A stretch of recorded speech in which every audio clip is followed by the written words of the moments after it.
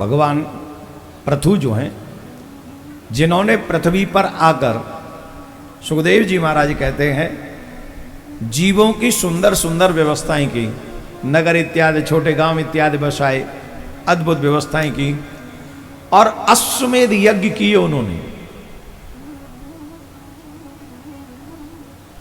एक बार उनका अश्व, जो यज्ञ का अश्व था, उस यज्ञ के अश्व को देवराजेंद्र चुरा के ले गए। और जब भगवान पृथु को इस बात का पता चला तो बड़ा क्रोध आया, और क्रोध आया तो भगवान पृथु ने धनुष बाण निकाले कि आज मैं इस इंद्र को छोड़ूंगा नहीं, वो मेरे यज्ञ में विघ्न डाल रहा है। ब्राह्मणों ने रोका और कहा, देखो यज्ञ के यजमान को क्रोध नहीं करना चाहिए। ध्यान से सुनेंगे, आप जो कथा सुन रहे हैं, आप भी अनुष्ठान में बैठे हैं, एक तरीके से आप भी यजमान श्रोता हैं।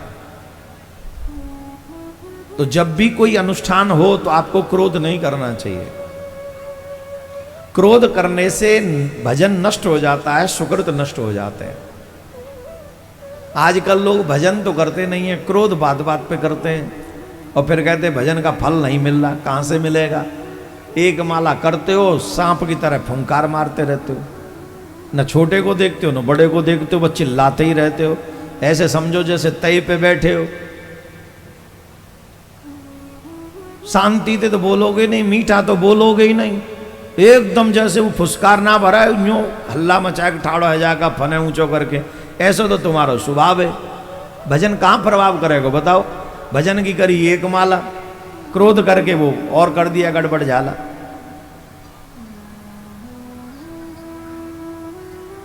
साधक को क्रोध नहीं करना चाहिए, शांत रहना चाहिए। संग्रह करते हो ना, यहां बणिक परिवार के लोग बैठे हैं, बनिया लोग बैठे हैं। पैसा कैसे कमाया जाता है इनसे सीखो। मीठा बन के कमाते हैं ये लोग, एकदम मीठा। ग्राहक कछु कहे तो रे इनने 200 रुपया चाहिए तो 200 रुपया चाहिए। मैं ये हूं, हाँ भाई साहब बहुत अच्छे भाई, मैं तो मुझे जान, हाँ जी भाई साहब जान जाएंगे। अरे तुम ऐसे कर, हाँ भाई साहब कोई बात नहीं, इतना मैंने पढ़ता ही नहीं पड़ता भाई साहब। कुछ भी कह लो ये 200 लेके ही रहेंगे तुमसे, और तुम कितना भी गुस्सा कर दो गुस्सा करेंगे नहीं, ये मीठा ही बोलेंगे, मधुर ही बोलेंगे, क्योंकि इनका टारगेट है 200 रुपया। 200 मैं कह रहा हूं, आजकल टारगेट बढ़ गए। पर बिजनेस में कितना मीठा बोलते हैं, इनसे ज्यादा मीठा कोई बोल नहीं सकता। क्यों बोलते मीठा? बोले जब आप मीठा बोलते हो तो आपका व्यापार बढ़ता है। वैसे ही आप जीवन में सबसे मीठा बोलते हो तो ठाकुर जी से तुम्हारा प्यार बढ़ता है। जब भगवान की बनाई हुई सृष्टि के किसी प्राणी से आप क्रोध नहीं करोगे, द्वेष नहीं करोगे, उन्हें गुस्सा नहीं करोगे, उन्हें उल्टा सीधा नहीं बोलोगे, भगवान से प्यार बढ़ेगा तुम्हारा, इसमें संशय नहीं है।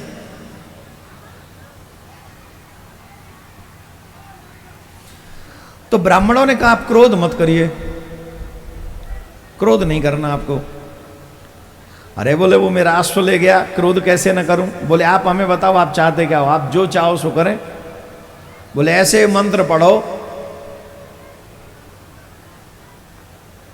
देवराज इंद्र सिंहासन सहित जिस सिंहासन का वो अभिमान करता है अग्निकुंड में जल जाए। अब ब्राह्मणों को पृथ्वी का देवता क्यों कहते हैं? मैं नहीं कह रहा हूं, शास्त्र कहते हैं। क्यों कहते हैं? ये पूरा ब्रह्मांड जो है ये देवताओं के बस में है। जल भी देवता, अग्नि भी देवता, वायु भी देवता, पृथ्वी भी देवी, आकाश भी देवता। इन्हीं देवताओं से हमारा जीवन बना है। बना है कि नहीं? मेव परगो जोड़ते पहाड़न में, पहाड़ खिसक गए। जोड़ते पानी आयो, पहाड़ खिसक गए, जीवन खत्म। समुद्र में पानी आ जाए बहुत ज्यादा और बढ़ जाए, विदेशन में 2-3 जगह शहरन में घुस गो समुद्र को पानी, जीवन खत्म। कछु दिना पहले विदेश में आग लग गई कैलिफोर्निया में, हजारों मकान जल गए, जीवन खत्म। आग रुष्ट हो जाए, पवन रुष्ट हो जाए, आंधी आ जाए तेज भयानक वाली, जीवन नष्ट।